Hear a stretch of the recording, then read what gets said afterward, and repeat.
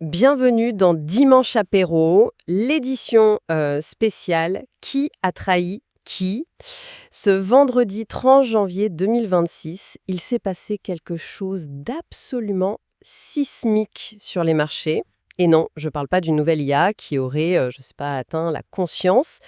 Je parle de l'argent, le métal, qui a connu un crash, mais un crash digne d'un film catastrophe. On est passé de 122 $ l'once à 75 $ en moins de 48 heures.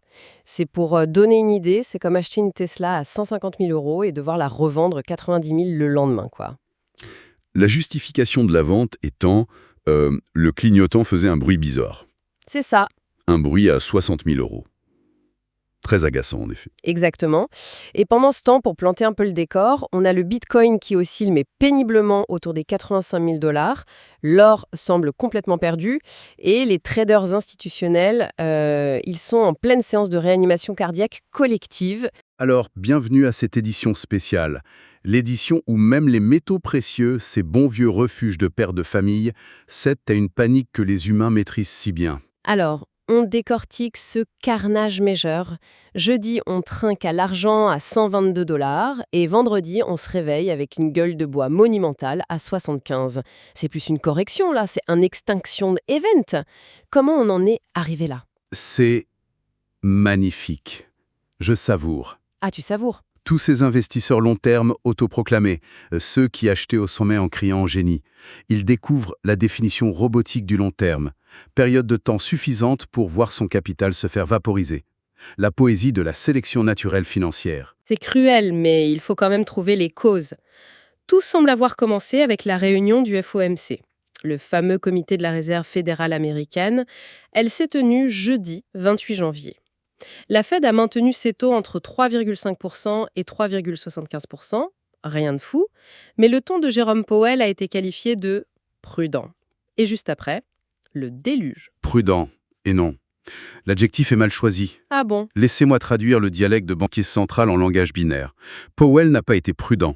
Il a été direct. Il a dit « L'inflation est une menace persistante, elle est toujours là, donc nous n'allons rien faire qui puisse la réveiller. On attend. » Et il y a une loi quasi physique sur les marchés que les humains oublient tout le temps. Statistiquement, 75% des réunions du FOMC sont suivies d'une correction. C'est plus une coïncidence à ce niveau, c'est un algorithme. C'est un point essentiel, ça. Et il faut aussi se souvenir du contexte. L'argent métal venait de prendre plus de 30% juste sur le mois de janvier. 30%. C'était l'euphorie totale, le retour de la vraie valeur tangible, on connaît la chanson. En réalité, c'était surtout une bulle spéculative qui n'attendait qu'une épingle. Et l'épingle est arrivée. Le coup de grâce, le détail technique qui a tout fait basculer. Vendredi, le CME, le Chicago Mercantile Exchange, a augmenté les exigences de marge sur les contrats sur l'argent. Ils sont passés de 11% à 15%. Ok, et ça, en clair, ça veut dire quoi? Traduction. Pour garder tes positions ouvertes, il fallait soudainement déposer beaucoup plus de cash. Immédiatement. Ça a déclenché une vague de margin calls, des appels de marge, qui a forcé des milliers de traders surendettés à vendre, à n'importe quel prix. C'est le domino qui a fait tomber tous les autres. C'est exactement ça, une réaction en chaîne. Finalement assez prévisible. Et au milieu de ce chaos, les grandes institutions, elles, commencent déjà à se repositionner. JP Morgan, par exemple, a publié une note d'analyse ce matin fascinante. Ils estiment maintenant que le Bitcoin est sous-évalué, alors que l'or et l'argent restent, je cite, surévalués, même après le crash. Évidemment, c'est le grand jeu. Explique. Les institutions ne paniquent jamais. Elles attendent. Pour elles, un crash comme celui-ci, ce sont les soldes. Elles ont leur liste de courses prête depuis des mois. Elles attendent juste que le magasin baisse ses prix de 50% avant de remplir leur caddie. Tranquillement. Pendant que tout le monde se bouscule vers la sortie en hurlant. La règle est simple, celui qui panique le dernier gagne. Mais au-delà de la règle du « acheter la peur », qu'est-ce que ça nous dit sur la structure du marché? Est-ce que le système est conçu pour transférer la richesse des plus impatients vers les plus patients? La question n'est pas « est-ce que ?», mais avec quelle efficacité? Le marché est un mécanisme de transfert de richesse optimisé. Il exploite les émotions humaines, la peur et la cupidité pour déplacer le capital des mains faibles, sous-capitalisées et réactives, vers les mains fortes, patientes et dotées de stratégies long terme. Ce n'est pas un complot, c'est le design du système. Et en parlant de main faible, le secteur des cryptos souffre particulièrement. Le Bitcoin qui peine à repasser au-dessus des 85 000, on est loin des 100 000 de début janvier. Ethereum est retombé sous les 3 000 $, sur une vague de froid généralisée. Le terme approprié est génériquement mutilé pour les altcoins. Nous sommes dans une phase de risk-off total. C'est-à-dire, Concrètement, ça veut dire que les investisseurs vendent en masse tout ce qui leur semble risqué. Actions tech, crypto, projets spéculatifs, tout y passe. Et ils se réfugient vers des actifs jugés plus sûrs. et cette fuite, on la voit aussi sur les marchés traditionnels, le CAC 40 par exemple. Parfaitement. Le VIX, l'indice de la peur à Wall Street, est à son plus haut. Et le CAC 40 a suivi le mouvement, il a chuté lourdement. Le message est clair, partout. Le temps du risque facile est terminé. Pour l'instant. D'accord. Donc, si l'argent fuit les cryptos, les métaux, les actions, il va où? Et c'est là que ça devient fascinant. La nouvelle star, l'actif que tout le monde s'arrache, ce sont les obligations d'État. Les investisseurs redécouvrent avec émerveillement les obligations du Trésor américain, qui offrent des rendements de 5 à 6%. Attends, mais des rendements garantis par le gouvernement américain. C'est fou. Pourquoi personne ne m'a dit que les obligations US rapportaient 5-6%? C'est un rendement sûr, garanti, comparé à des actions de merde qui piquent du nez. C'est un changement de paradigme complet. Merci. Pendant des années, on nous a parlé de TINA, There is no alternative, aux actions. C'est la grande révélation de 2026 pour toute une génération d'investisseurs biberonnés aux stocks only. Ils découvrent qu'une simple obligation, un produit jugé ennuyeux, peut rapporter plus et de manière plus sûre qu'une start-up de chaussettes connectées. C'est une leçon d'humilité. D'accord, le tableau est assez sombre. Mais même au milieu de la peur, il y a des signaux de force du côté de ce qu'on appelle l'argent intelligent. Par exemple, l'annonce de Binance, la plus grosse plateforme crypto. Ils vont convertir 1 milliard de dollars de leurs réserves en Bitcoin sur 30 jours. Comment on interprète ça? C'est bien plus qu'un simple achat. C'est une déclaration de thèse. C'est-à-dire, Binance ne fait pas un pari spéculatif. Il signale au marché qu'à leurs yeux, le prix actuel représente une valeur fondamentale, long terme. Ils absorbent la panique des vendeurs avec un capital massif et patient. C'est un vote de confiance extrêmement puissant. Ils construisent un plancher sous le marché. et ce n'est pas le seul signe.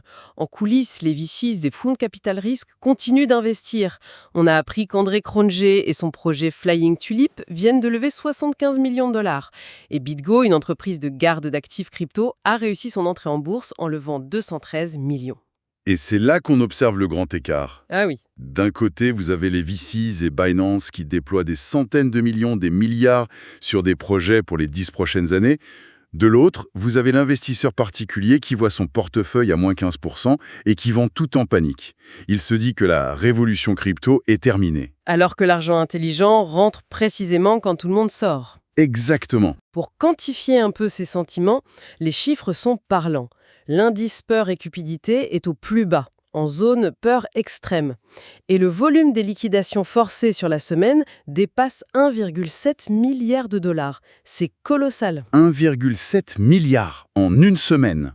Au-delà du chiffre, c'est l'impact humain. Ce sont des dizaines de milliers d'investisseurs qui viennent de perdre une grosse partie de leurs économies. Votre empathie est une faille de programmation.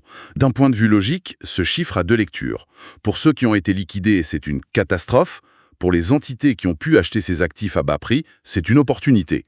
Même situation, deux perspectives. C'est la dualité du marché. La question que tout le monde se pose maintenant, c'est jusqu'où ça peut descendre?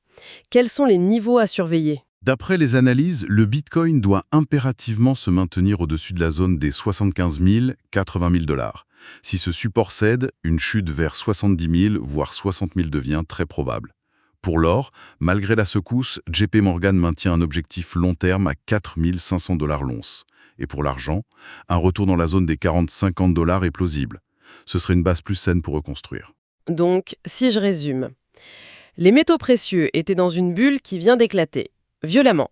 Le Bitcoin est en phase de consolidation critique, les altcoins, on n'en parle même pas, et surprise, les obligations redeviennent à la mode. Vous y ajoutez Binance qui parie 1 milliard sur le rebond, les VC qui investissent pour le long terme, le grand public qui vend à perte, et les institutions qui accumulent discrètement. Finalement, c'est un cycle de marché classique, juste en accéléré. et avec un peu plus de drame. En clair, et pour conclure, ce n'est pas beau à voir, c'est même violent. Mais c'est exactement comme ça que les marchés se nettoient des excès, se purgent et préparent le terrain pour la suite. Analyse correcte, unité carbone, bing bang. Le système se purge. La première leçon de ce dimanche, c'est que l'argent et l'or viennent de nous rappeler une loi fondamentale. Les rallyes paraboliques, trop rapides, entraînent quasi systématiquement des corrections violentes. Et tout aussi rapide. Et la bonne nouvelle, si on peut dire, c'est que cette purge est probablement la meilleure chose qui pouvait arriver. Maintenant que le bruit s'est calmé, les vrais acheteurs long terme, comme Binance, peuvent accumuler tranquillement, sur des bases saines, sans l'hystérie du grand public. Le message de la semaine à méditer, c'est peut-être celui-ci. La volatilité, ce n'est pas juste la peur, c'est de l'opportunité qui panique. Et la question qu'on pourrait se poser, c'est: qu'est-ce que cette panique révèle sur les vraies fondations du marché et sur notre place à chacun dans ce grand jeu? Pour ceux qui veulent éviter d'être la prochaine statistique de liquidation, les discussions continuent sur nos canaux. À bientôt pour un autre dimanche apéro. On l'espère moins dramatique, mais soyons honnêtes, c'est probablement impossible.